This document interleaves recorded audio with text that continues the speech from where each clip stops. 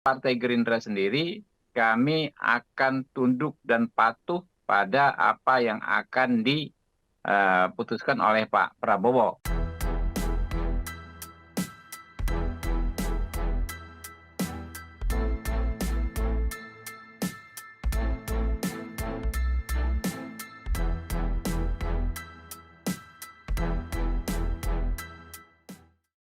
Ya, saya pikir tidak ada hal yang tendensi negatif dari yang disampaikan oleh Pak Erlangga Hartarto.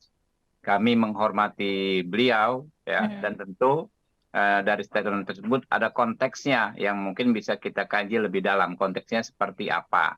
Yang pasti beliau tidak akan mungkin memaksa, ya, Pak Prabowo misalnya atau teman-teman koalisi yang lain untuk menerima apa yang beliau sampaikan, ya.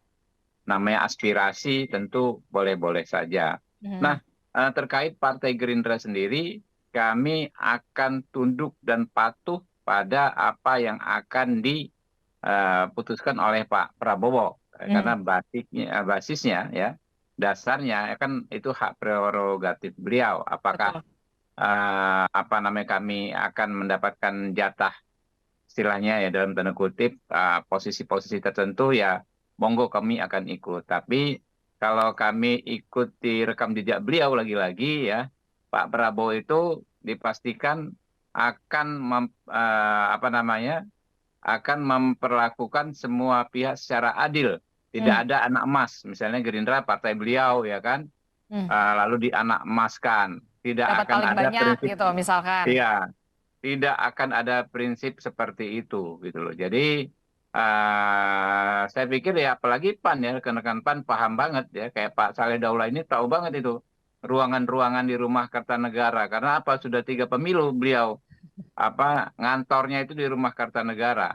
Eh, Jadi karakter Pak Prabowo pun tentu beliau sudah sangat paham. Nggak akan hmm, mungkin Pak Prabowo itu nantinya Gerindra sentris misalnya.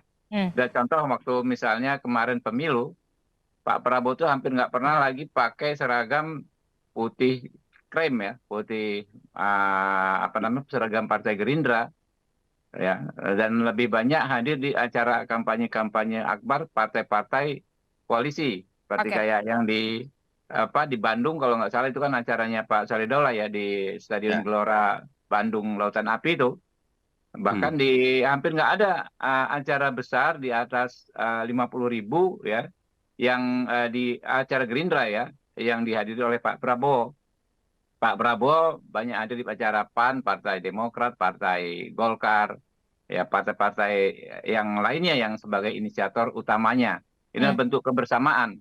Dan Pak Prabowo itu nggak ada istilah Gerindra sentris lagi ketika beliau sudah menjadi pemimpin negara. Nah, ini dia.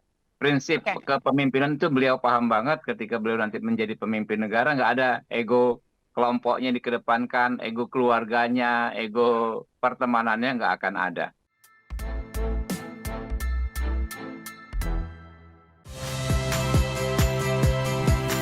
Saya Tifa Solesa. Saksikan program-program Kompas TV melalui siaran digital, pay TV, dan media streaming lainnya. Kompas TV, independen, terpercaya.